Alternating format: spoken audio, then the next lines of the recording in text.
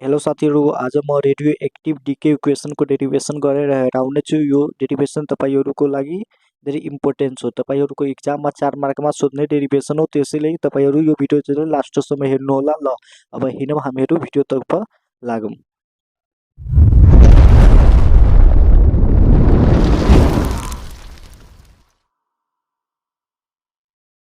Radio active decay equation को derivation गर्नुभन्दा अगाडि हामीले के लेट गर्नुपर्छ भने यहाँ मैले लेखिदिरहेको छु, त्यो पहिला लेट गरौँ। Let a radioactive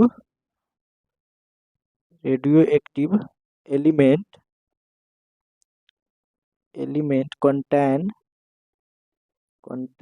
n not भनेको number of atoms initially at t is equal to के छ 0, at t is equal to 0 and n के छ भने number of atoms after time के t, then by radioactive decay law। अब हामीहरु late गरेछु n not equal to के छ number of atoms, t equal to 0 and n equal to numbers of atoms after time t। हामीहरु यति late गरेछु। अब हामीहरु यो के यसको डेरिभेसन गर्न गइरहेको छु। अब हेर्नुस्, हामीहरुले फ्रम इक्वेसन लेख्नु। फ्रम इक्वेसन कुन इक्वेसन सँग हामीहरुले minus dn by dt equal to lambda n। अब हेर्नुस् हामीले from equation minus dn by dt equal to lambda n छ भने अब हेर्नुस् dn लेख्नु बाइ यो n लाई यहाँ तल लिएर आउनु अनि माइनस लाई उता लग्नुस् अनि के लेख्ने भने लेम्डा dt यो तलको यहाँ लग्नुस्। अब फ्रम इक्वेसन यो भइसक्यो। अब हेर्नुस्, अब इन्टिग्रेसन अन बोथ साइड हामीहरुलाई के गर्नुपर्छ, इन्टिग्रेसन्स अन बोथ साइड गर्नुपर्छ। अब हेर्नुस् इन्टिग्रेसन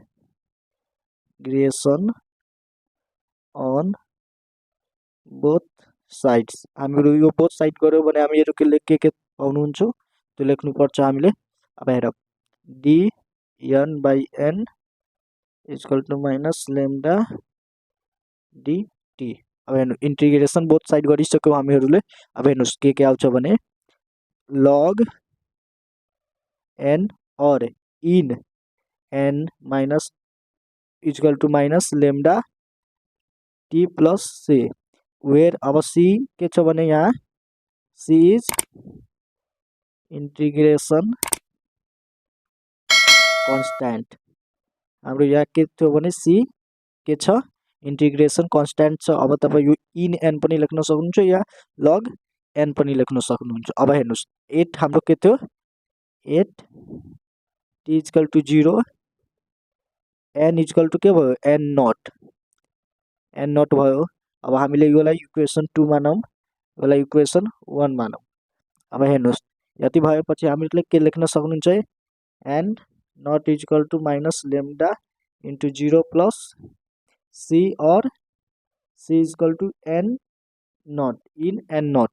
अब हेर्नुस् अब हामीले पुटिङ या सब्स्टिट्युटिङ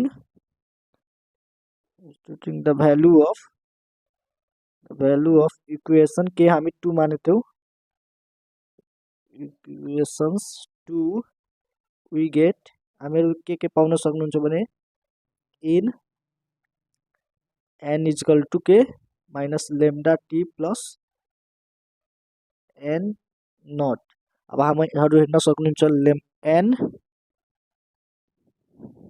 minus n naught minus lambda t।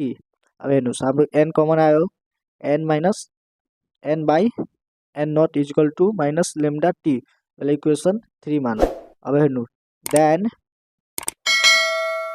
then taking anti-log on both side हामीहरुले anti-log फेरि both side ल्याउ अनि log हटाउनको लागि हामीहरुले के लेख्छौं भने anti-log ल्याएपछि के हुन्छ अब log हट्छ n by n not equal to e minus lambda t. अब यो भयो। अब एन नटलाई उता लग्नुहोस्, n naught minus lambda t. अब हेर्नुहोस् हाम्रो इक्वेसन यो सोधेको यहीँ छ, हाम्रो यहाँ इक्वेसन यहाँ यहीँ सोधेको थियो।